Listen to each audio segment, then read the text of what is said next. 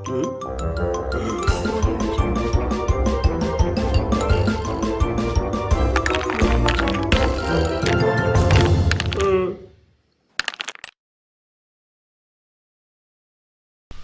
இருக்க எல்லா பொருளுமே சூப்பர் ஆஃபர்ல இருக்கு. லிங்க் கீழே இருக்க டிஸ்கிரிப்ஷன் பாக்ஸ்ல இருக்கு. மிஸ் பண்ணாம வாங்கி என்ஜாய் பண்ணுங்க. பிக் பாஸ் நிகழ்ச்சியோட 13வது நாளான இன்னைக்கு கமலஹாசன் என்ட்ரி கொடுக்குறாரு. வந்தவனே அவர் என்ன சொல்றாருன்னா, இந்த ப்ரோக்ராமை எதுக்கு நடத்தணும், இதுல என்ன இருக்கு, நீங்க எதுக்கு இந்த ப்ரோக்ராமை நடத்துறீங்க, இதை ஏன் சமூகத்துக்கு வந்துட்டு சீர்கேடு விளைவிக்கிற மாதிரி இருக்கு, தமிழ் கலாச்சாரத்தை ஏன் கெடுக்குறீங்க அப்படின்னு பல பேர் என்கிட்ட கொஸ்டின் கேட்குறாங்க. அவங்களுக்கு நான் சொல்லக்கூடியது ஒன்று தான், நீங்கள் இதை எப்படி எடுத்துக்கிறீங்கன்னு எங்களுக்கு தெரியல. நீங்கள் இப்போ கிரிக்கெட் பார்க்குறீங்க, அந்த கிரிக்கெட்லேருந்து உங்களுக்கு என்ன வருது, அந்த கிரிக்கெட் மூலிமா உங்களுக்கு எதுவும் வரப்போகிறதில்ல. ஆனால் இந்த ஷோ மூலிமா கண்டிப்பாக உங்களுக்கு பலருடைய உண்மை முகம் தெரிய வரும். ஒரு போதி மரத்துக்கு கீழே நீங்கள் போனீங்கன்னா ஒரு ஆடாக இருந்தால் அதில் இருக்கிற இலையெல்லாம் சாப்பிட்டு வந்துடுவீங்க. இதுவே நீங்கள் புத்தராக இருந்தால் உங்களுக்கு ஞானம் கிடைக்கும். அது மாதிரி தான் இந்த ப்ரோக்ராமும். நீங்கள் நல்லபடியாக எடுத்துக்கிட்டிங்கன்னா நல்லது. என்டர்டெயின்மெண்ட்டுக்காக நாங்கள் எடுக்கிறோம், யாரையும் திசை திருப்பணும் அப்படின்ற நோக்கத்தில் நாங்கள் எடுக்கலை அப்படின்னு கமல் சார் பேசிக்கிட்டு இருக்காரு. அதுக்கப்புறமா கடந்த ஒரு வாரம் பிக் பாஸில் என்னெல்லாம் நடந்துச்சு அப்படின்றத ஒரு ஸ்மால் ரீவைண்டாக கமலஹாசன் அங்கே உட்காந்து திரையில் பார்த்துக்கிட்டு இருக்கிறாரு. அதிகமாக அவங்க டான்ஸ் ஆனதை தான் போட்டு காட்டிக்கிட்டு இருக்காங்க. அடுத்ததாக கமலஹாசன் நேற்று என்ன நடந்துச்சு அப்படின்னு பார்க்கலான்னு ஆரம்பிக்கிறாங்க. உடனே பருத்திவீரன் படத்துலேருந்து ஊரோரம் புளியமரம் பாட்டு ஆரம்பிக்குது. உடனே எல்லாரும் செம்மையாக டான்ஸ் ஆடுறாங்க. வெளியில் கஞ்சா கருப்பும் ஓவியாவும் செம்மையாக குத்தாட்டம் போடுறாங்க. உள்ள ஜூலி தனியாக அந்த பாட்டுக்கு டான்ஸ் ஆடிக்கிட்டு இருக்காங்க. ஆனால் வெளியில் கஞ்சா கருப்பும் ஓவியாவும் ஆடுறத நீங்கள் கண்டிப்பாக போய் பாருங்கள். அதுக்கப்புறமா கொஞ்ச நேரம் கழிச்சு வையாபுரியும் பரணியும் பேசிக்கிட்டு இருக்காங்க. வையாபுரி என்ன சொல்றாருன்னா, இது உனக்கு கிடைச்ச சான்ஸ் கிடையாது, பிக் பாஸ் கிட்ட நீ கேட்டுப்பாரு, உன்னை எலிமினேட் பண்ண மாட்டாங்க அப்படின்னு வையாபுரி சொல்றாரு. ஆனா பரணி என்ன சொல்றாருன்னா, இது எனக்கு கிடைச்ச அதிர்ஷ்டம்னா இந்த இடத்த விட்டு நான் போயே ஆகணும், நீங்க தான் உங்க பொண்ணுக்கு மெடிக்கல் சீட் வாங்கணும், நீங்கள்ல இங்கே இருந்து ஜவிச்சு அந்த காசை எடுத்துட்டு போங்கண்ணா அப்படின்னு சொல்றாரு. 9:45 மணிக்கு வெளியில காட்டுறாங்க. வெளியில வந்துட்டு ஜூலி ஜபம் பண்ணிக்கிட்டு இருக்காங்க. இன்னொரு பக்கம் கஞ்சா கருப்பு சாமி கும்பிட்டுட்டு இருக்காங்க. பின்னாடி காயத்ரியும் ஓவியாவும் அதை பார்த்துக்கிட்டே இருக்கிறாங்க. கொஞ்ச நேரம் கழிச்சு ஜென்ஸோட சைடை காட்டுறாங்க. அங்கே வந்துட்டு வையாபுரி கஞ்சா கருப்பு இவங்க 2 பேர் பேசிக்கிட்டு இருக்காங்க. என்ன பேசிக்கிட்டு இருக்காங்கன்னா, சக்தியை பற்றி தான் பேசிக்கிட்டு இருக்காங்க. சக்தி ரொம்ப ஷார்ட் டெம்பராக இருக்கான், அடிக்கடி அவனுக்கு கோவம் வருது. நேற்று தெரியாமல் என்னை அடிச்சுவிட்டான், எனக்கு செமையாக கோவம் வந்துருச்சு, ஆனால் நான் எதுவுமே பேசலை. அவனுக்கு கோவம் வந்துச்சுன்னா 1 நிமிஷம் 2 நிமிஷம் தான் இருக்குது, அதுக்கப்புறம் மறுபடியும் வந்து வாங்கண்ணா போங்கண்ணான்னு பேச ஆரம்பிச்சிடறான். அதனால தான் என்னால் எதுவுமே பண்ண முடியல அப்படின்னு கஞ்சா கருப்பு சொல்லிக்கிட்டு இருக்காரு. அடுத்ததாக எப்பயும் போல் ஜூலி வந்துட்டு பாட்டு பாடுறாங்க, ஓவியா டான்ஸ் ஆடுறாங்க. கொட்டா பாக்கு கொழுந்து வெத்தலை அப்படின்ற பாட்டுக்கு செம்மையாக டான்ஸ் போட்டுட்ருக்குறாங்க ஓவியா. ஒரு 5லேருந்து 10 நிமிஷம் அவங்க 2 பேரும் பாட்டு பாடி டான்ஸ் ஆடிட்டு இருக்காங்க. உடனே பிக் பாஸ் கிட்டேருந்து ஒரு டாஸ்க் வருது. அந்த டாஸ்க் என்னன்னா, லக்ஸரி பட்ஜெட்டுக்கான ஷாப்பிங் டாஸ்க். ஏற்கனவே அவங்க போன வாரத்துக்கான உணவுப் பொருட்கள்லாம் தீந்து போச்சு. மறுபடியும் 2500 பாயிண்ட்ஸ் கொடுத்துருக்காங்க. ஏற்கனவே காயத்ரி சாக்லேட் பவுடர் வாங்கினதுனால 50 பாயிண்ட் போயிடுச்சு. மிச்சம் இருக்கிற பாயிண்ட்டை வச்சு அவங்க எல்லாம் கால்குலேஷன் பண்ணி எவ்வளோ ஃபுட்டு வேணும் அப்படின்றத வாங்குறாங்க. இதில் ஒரு சோகம் என்னன்னா, நமிதா வந்துட்டு எனக்கும் சாக்லேட் பவுடர் வேணும்னு கத்திக்கிட்டே இருக்காங்க. அவங்க சொல்கிறத யாருமே காதில் வாங்கலை. கடைசி வரைக்கும் அவங்களுக்கு ஒரு சாக்லேட் பவுடர் கூட கிடைக்கல. ஒரு 4 மணிக்கு வெளியில் எல்லாரும் உட்காந்துட்டு இருக்காங்க. காயத்ரி, ஸ்னேகன், சக்தி இவங்க 3 பேரும் உட்காந்து என்ன பேசிக்கிட்டு இருக்காங்கன்னா, நம்ம ருசியாக சமைச்சு போட்டு இவங்கெல்லாம் ரொம்ப ஓவராக பண்ணிக்கிட்டு இருக்காங்க, அடுத்த வாரத்துக்கு டீமை மாற்றி விட்டுறலாம், ஜூலி, பரணி, ரைசா இவங்க 3 பேர்த்தையும் போட்டுடலாம், அவங்க எப்படியோ ஒன்று சாப்பாடு செஞ்சு நம்ம எல்லாருக்கும் போட்டுட்டோம், அப்போ தான் வழிவர்த்தம் அவங்களுக்கு புரியும் அப்படின்னு சொல்கிறாரு. உடனே அவங்க 3 பேர் என்ன டிஸ்கஷன் பண்ணுறாங்கன்னா, பரணி இன்னைக்கு கண்டிப்பாக எலிமினேட் ஆயிடுவான், அதுக்கு நிறைய சான்சஸ் இருக்குது அப்படின்னு பேசிக்கிறாங்க. 4:30 மணிக்கு எல்லாரும் டைனிங் ஹாலுக்கிட்ட நின்று பேசிக்கிட்டு இருக்காங்க. திடீர்னு பஸர் அழுத்துற சவுண்டு கேட்குது. உடனே ஸ்டோர் ரூமில் போய் ஆர்த்தி குடுகுடுன்னு பார்க்குறாங்க. அங்கே என்ன இருக்குன்னா, ஒரு மொபைல் இருக்குது, விவோ V5 மொபைல். அதில் வந்துட்டு பரணி, ஓவியா, கஞ்சா கருப்பு இவங்க 3 பேரும் செல்ஃபி எடுத்துக்கணும். 3 பேர் அந்த பாக்ஸுக்குள்ளே நின்று செல்ஃபி ஃபோட்டோ எடுத்துக்கிறாங்க. கொஞ்ச நேரத்துக்கு அப்புறமா டைனிங் ஹாலில் சக்திக்கும் ஹார்த்திக்கும் இடையே ஒரு சின்ன வாக்குவாதம் நடக்குது. அது என்னன்னா, நேற்று அஜித்தோட பாட்டு வந்துச்சு, அதனால தான் நீங்கள் வந்துட்டு வின் பண்ணீங்க, இல்லைனா வின் பண்ணியிருக்க மாட்டீங்க, எல்லா கிரெடிட்ஸும் அஜித்துக்கு தான் போகும் அப்படின்னு ஹார்த்தி சொல்கிறாங்க.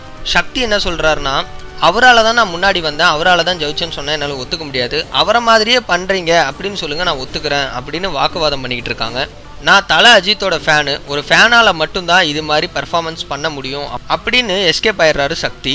நைட்டு 9:45 மணிக்கு எல்லோரும் வெளியில் உட்காந்து என்ன பேசிக்கிட்டு இருக்காங்கன்னா, நாளைக்கு எலிமினேஷன் இருக்குது, நீங்கள் 3 பேர்த்தில் யாரோ ஒருத்தங்க எலிமினேட் ஆவீங்க, எலிமினேட் ஆனாலும் அதை வந்துட்டு பாசிட்டிவாக எடுத்துக்கோங்க, நீங்கள் போனதுக்கப்புறம் உங்களை பற்றி நாங்கள் இங்கே உள்ளே பேசினாலும் அது வந்துட்டு ஜஸ்ட் ஃபன்னுக்கு தான் பேசுவோம், தப்பாக எடுத்துக்க வேணாம் அப்படின்னு அட்வைஸ் பண்ணிகிட்டு இருக்காங்க. கஞ்சா கருப்பு காயத்ரி கிட்ட என்ன சொல்கிறாங்கன்னா, ஒருவேளை எலிமினேட் ஆனால் நான் இல்லைனா பரணி தான் எலிமினேட் ஆகணும், ஓவியாவை எலிமினேட் பண்ண மாட்டாங்க, வேணும்னா பாருங்க, நானும் இல்லைனா பரணி 2 பேத்துல யாரோ ஒருத்தங்க எலிமினேட் ஆயிடுவோம் அப்படின்னு கஞ்சா கருப்பு சொல்லிக்கிட்டு இருக்காரு. நைட்டு 10:30 மணிக்கு ஸ்டோர் ரூமில் அலாரம் அடிக்குது. அந்த அலாரம் என்னன்னு பார்த்தா இவங்க ஷாப்பிங் பண்ணதுக்கான ஐட்டம்லாம் வந்து நின்றுச்சு. சாக்லேட் பவுடர், பிஸ்கெட்ஸ் எல்லாம் ஓடி பிடிச்சி பிஸ்கெட் எடுத்து சாப்பிட்டுட்டு இருக்காங்க. காயத்ரி என்ன சொல்கிறாங்கன்னா, பிஸ்கெட்லாம் இப்போ சாப்பிடாதீங்க, காலையில் ஸ்நாக்ஸுக்கு நல்லாயிருக்கும் அப்படின்னு சொல்லிட்டு இருக்காங்க. அதுக்கப்புறமா கமலஹாசன் கான்ஃபரன்ஸில் மிச்சம் இருக்கிற கேண்டிடேட் கூட பேசிக்கிட்டு இருக்காங்க. எல்லாருக்கும் வணக்கம் வச்சுட்டு ஆரம்பிக்கிறாங்க. எடுத்தோடனே கமலஹாசன் என்ன கேட்குறாருன்னா, எல்லாரும் ஸ்கூலுக்கு போயிட்டு இருக்கிறீங்களே, ஸ்கூல் எப்படி இருக்குது, தமிழில் என்னென்னலாம் கற்றுக்கிட்டு இருக்கீங்க, யார் சிறந்த மாணவன், யார் சிறந்த மாணவி, கஞ்சா கருப்பு உங்களுக்கு தான் ஸ்கூலே பிடிக்காது, எனக்கு பிரச்சனையாக இருக்குது, ஸ்கூலை ஓப்பன் பண்ணுங்கன்னெலாம் கேமரா முன்னாடி சொல்கிறீங்களே அப்படின்லாம் கேட்டுட்டு இருக்கிறாரு. ஜூலியை பார்த்து என்ன கேட்குறாருன்னா, தமிழ் தாய் வாழ்த்தை பாடினது வந்துட்டு எங்களுக்கு சுந்தரம் பிள்ளைன்னு தான் சொல்லி கொடுத்தாங்க, உனக்கு யார் தாய் மாணவர்னு சொல்லி கொடுத்தது, சரி விடு, 2 பேருமே பெரிய தமிழ் புலவர்கள் தான் அப்படின்னு சொல்லிட்டு அட்வைஸ் பண்ணிட்டு இருக்கிறாரு. அதுக்கப்புறம் நமிதா தான் தமிழ் தாய் வாழ்த்தை சினிமா பாட்டு மாதிரி ரொம்பவே ஃபேமஸ் பண்ணி விட்டாங்க, எப்போ பார்த்தாலும் அதே பாடிக்கிட்டு இருக்காங்க அப்படின்னு சொல்கிறாரு. கஞ்சா கருப்பண்ணங்கிட்ட மறுபடியும் உங்களுக்கு ஏன் ஸ்கூல்னா பிடிக்கலன்னு கேட்குறாங்க. கஞ்சா கருப்பண்ண என்ன சொல்கிறாருன்னா, என் சின்ன வயசுலேருந்து ஸ்கூல்னாலே அலர்ஜி, ஸ்கூலை கட் அடிச்சுட்டு நான் சினிமா தேட்டருக்கு தான் போவேன், ஆனால் இங்கே வந்தப்போ எனக்கு ஸ்கூல் ரொம்ப பிடிச்சிருக்குன்னு பேசிக்கிறாங்க. நமிதா கிட்டேயும் கொஞ்சம் நேரம் பேச்சு கொடுத்துக்கிட்டே அப்புறமேட்டு கேட்குறாரு, யாரெல்லாம் ஃபஸ்ட்டு பெஞ்சு, யாரெல்லாம் லாஸ்ட் பெஞ்சில் உட்காந்துட்டு இருந்தீங்க, யார் எக்ஸலண்ட் ஸ்டூடெண்ட்டு. அப்புறமேட்டு ஸ்நேகன் கிட்ட கேட்குறாங்க, யார் ரொம்ப இரிட்டேட்டிங்காக இருந்தது, ரொம்ப தொந்தரவு கொடுத்ததுன்னு கேட்டவொடனே ஸ்நேகன் என்ன சொல்கிறாருன்னா, எல்லாருமே தான், ஆனால் பரணி ரொம்ப தமிழ் தெரிஞ்சுக்கிட்டே ஓவரா சீனை போட்டுக்கிட்டு இருந்தார் அப்படின்னு சொல்கிறாரு. கஞ்சா கருப்பண்ணன் தான் ரொம்ப சூப்பராக படிச்சுக்கிட்டு இருந்தார், எதுவுமே தெரியலனாலும் எனக்கு கொடுத்த வேலையை நான் ஃபஸ்ட்டு முடிச்சிடறேன்னு ரொம்பவே ஆர்வமாக இருந்தார். தமிழில் எல்லாம் தெரிஞ்ச இந்த பரணி வந்துட்டு என்ன பண்ணுறான்னா, எல்லாரையும் டீமோட்டிவேட் பண்ணுற மாதிரி பண்ணிக்கிட்டு இருந்தான், அதுதான் எனக்கு கொஞ்சம் இரிட்டேட் ஆனிச்சு அப்படின்னு ஸ்நேகன் சொல்லிட்டு இருக்காரு.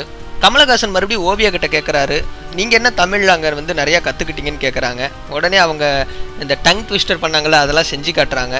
கஞ்சா கருப்பண்ணங்கிட்ட வந்துட்டு என்ன கேட்குறாருன்னா, நீங்கள் வந்துட்டு கணேஷுக்கு மதுரை பாஷை கற்றுக் கொடுத்துக்கிட்டு இருந்தீங்கல்ல, அது எவ்வளோ கஷ்டம்னு உங்களுக்கு தெரியாது, அவர் பாம்பேயில் படித்தவர், சரி நான் உங்களுக்கு ஒன்று கொடுக்குறேன், பம்பல் கே சம்பந்தம் படம் பார்த்துருக்கீங்களே, அதில் வந்து ஒரு டைலாக்கை நான் சொல்கிறேன், அதை திருப்பி சொல்லுங்கள் அப்படின்னு சொல்கிறாங்க. உடனே கமலஹாசன் அந்த படத்தில் வந்த ஒரு டைலாக்கை சொல்கிறாரு. கஞ்சா கருப்பை திருப்பி அந்த டைலாக்கை சொல்லும் பொழுது அவர் திணறுன்னு திணறாரு. அப்போ தான் கமலஹாசன் சொல்கிறாரு, தமிழ் தெரிஞ்ச உங்களுக்கே இந்த டைலாக்கை சொல்ல முடியலையே, பாம்பேக்கார பையன் எப்படி மதுரை பாஷை பேசுவான் அப்படின்னு சொல்கிறாரு. அதோட அவங்களோட மீட்டிங் முடிஞ்சிச்சு, எல்லாரும் அவங்க இடத்துக்கு போயிடுறாங்க. ஒரு சின்ன பிரேக்குக்கு அப்புறம் மறுபடியும் கமல் சார் வந்து எல்லாருக்கிட்டையும் பேசுகிறாங்க. வந்தவொடனே என்ன கேட்குறாருன்னா, சாப்பாடெல்லாம் எப்படி இருக்குது, யாரெல்லாம் சாப்பாடு நல்லா பண்ணுறா. கஞ்சா கருப்பண்ணை வந்துட்டு இங்கே ஃபஸ்ட் டைம் உள்ளே வரும்பொழுது நான் செம்மையாக சமைப்பேன் அப்படின்னு சொன்னார், ஆனால் அங்கே போய் வெங்காயம் வெட்டி கொடுத்துட்ருக்கிறீங்க அப்படின்னு சொல்லிட்டு கஞ்சா கருப்பண்ணங்கிட்ட கொஸ்டின் கேட்டுட்டு இருக்கிறார் கமல். கொஞ்ச நேரம் கழிச்சு இந்த முட்டைலாம் காணா போகுது, யார் மேலே டவுட்டு படலாம் அப்படின்னு சொல்லிட்டு நமிதா கிட்டையும் சக்தி கிட்டையும் அதுக்கப்புறம் கணேஷ், ஏன்னா அவர் எக்ஸசைஸ் பண்ணிக்கிட்டே இருக்காரு இல்லையா, அதனால் அவர்கிட்டையும் கொஸ்டின் மேலே கொஸ்டினாக கேட்டுட்டு இருக்காரு கமலஹாசன். அது முடிஞ்சவொடனே நமிதா கிட்ட இப்போ பாத்ரூம்லாம் எப்படி இருக்குது, என்ன நிலைமை அப்படின்னு கேட்டோடனே நமிதா என்ன சொல்கிறாங்கன்னா, மறுபடியும் அதே தான் நடந்துக்கிட்டு இருக்கு, யாரோ பாத்ரூம் போகிறாங்க ஆனால் ஒழுங்காக ஃப்ளஷ் பண்ணல அப்படின்னு சொன்னோடனே கமலஹாசன் என்ன சொல்கிறாருன்னா, அவங்களுக்கு கொஞ்சம் ஞாபகம் மறதியாக இருக்கும், போகிறதுக்கு முன்னாடியே ஃப்ளஷ் பண்ணிவிட்டு அப்படியே மறந்துட்டு வந்திருப்பாங்க அப்படின்னு கொஞ்சம் நக்கலாக பேசிக்கிட்டு இருக்கிறாரு. அதுக்கப்புறம் தான் நம்ம ஜூலியோட பிரச்சனை வருது. ஜூலியை ஏன் எல்லாரும் போட்டு இப்படி பண்ணுறீங்க, காயத்ரிக்கும் ஜூலிக்கும் நடுவில் என்ன பிரச்சனை நடந்துக்கிட்டு இருக்கு, ஹார்த்தி ஏன் ஜூலியை இப்படி போட்டு திட்டிக்கிட்டு இருக்காங்க அப்படின்னு கமலஹாசன் கொஸ்டின் மேலே கொஸ்டினாக வச்சுக்கிட்டு இருக்காரு. ஹார்த்தி நடந்தது எல்லாத்தையும் சொல்கிறாங்க, ஜூலி வந்துட்டு என் மேலே கோவப்படுறாங்க, ஜூலி என் பேரை சொல்லி தான் இவங்களை எனக்கு பிடிக்கல, இவங்க மேலே தான் எனக்கு கோவம்னு சொல்கிறாங்க, ஜூலி எப்பயுமே போலியாக தான் நடிச்சுக்கிட்டு இருக்காங்க அப்படின்னு கமலஹாசன் கிட்ட கம்ப்ளைண்ட் பண்ணுறாங்க ஹார்த்தி. உடனே கமலஹாசன் என்ன சொல்கிறாருன்னா, நீங்கள் எப்படி அவங்கள போலின்னு சொல்லலாம், அது அவங்களோட விருப்பம், நர்ஸ் ஆகிறதும் இல்லை சினிமாவில் ஒரு ஹீரோயின் ஆகிறதும் அவங்களோட இஷ்டம் அப்படின்னு சொல்லி ஹார்த்தியோட வாயை க்ளோஸ் பண்ணுறாரு கமலஹாசன். அதுக்கப்புறம் காயத்ரி கூட என்ன சண்டை உங்களுக்கு, எதுக்கு அவ்வளோ பெரிய பிரச்சனை நடந்துக்கிட்டு இருந்துச்சு, ஒரு தலைவியாக உங்களுக்கு பொறுப்பு இருக்கணுமா இருக்கக்கூடாதா அப்படின்னு காயத்ரி கிட்டையும் கொஸ்டின் கேட்குறாரு கமலஹாசன். காயத்ரி என்ன சொல்கிறாங்கன்னா, ஒரு தலைவராக இருந்தாலும் எனக்கும் கோவம்லாம் வரும், அக்கான்னு கூப்பிட்டுட்டு இருந்தவ திடீர்னு வாங்கங்க போங்கன்னு கூப்பிட்டோன்னே எனக்கு கோவம் அதிகமாகிடுச்சு, என்ன பண்ணுறதுன்னு எனக்கு தெரியல, அதனால தான் கோவப்பட்டு அவளை திட்ட வேண்டியதாக போயிடுச்சு, தலைவி கோவம் கிடையாது, எனக்கு அக்கான்னு சொல்லலை அதனால தான் கோவம் வந்துருச்சுன்னு சொல்லிக்கிட்டு இருக்காங்க. உடனே ஆர்ஆர் கிட்ட வந்துட்டு கமலஹாசன் கேட்குறாரு, இது மாதிரி பிரச்சனைகள்லாம் ஆகிறதுக்கான காரணம் என்னென்னு. ஆர்ஆர் என்ன சொல்கிறாருன்னா, ஆர்த்தி வந்து எல்லாரையும் ட்ரிகர் பண்ணி விட்டுறாங்க, சண்டையை மூட்டி விடுறதுக்கு முக்கிய காரணமே ஆர்த்தி தான் அப்படின்னு சொல்கிறாரு. ஓவியா கிட்ட கேட்குறாங்க, ஓவியா நீங்கள் எப்படி யாராச்சும் திட்டும் பொழுது அதை கொஞ்சம் கூட கண்டுக்காமல் சிரிச்சுக்கிட்டு போகிறீங்கன்னு கேட்குறாங்க. உடனே ஓவியா என்ன சொல்கிறாங்கன்னா, ஒருத்தர் நம்மக்கிட்ட சண்டை போடும் பொழுது அவங்கள எதிர்த்து பேசினா சண்டை தான் வரும், அதனால தான் நான் அடங்கி போகிறேன் அப்படின்னு ஓவியா சொல்கிறாங்க. கொஞ்ச நேரம் கழித்து எலிமினேஷனை பற்றி பேசுகிறாங்க. நீங்கள் எலிமினேட் ஆனால் என்னென்னலாம் பண்ணுவீங்க, யாராருக்கெல்லாம் என்னென்ன சொல்ல விரும்புவீங்க அப்படின்னு சொல்லிட்டு ஒவ்வொருத்தர்கிட்ட கேட்குறாங்க. கஞ்சா கருப்பு என்ன சொல்கிறாருன்னா, எல்லாருக்கும் ஒரு கும்பிடு போட்டு நான் வெளியில் போயிடுவேன், வெளியில் போனதுக்கப்புறம் ஒரு நாள் எல்லாரையும் சந்தித்து மீன் குழம்பு அது இதுன்னு செய்வேன் அப்படின்றாரு.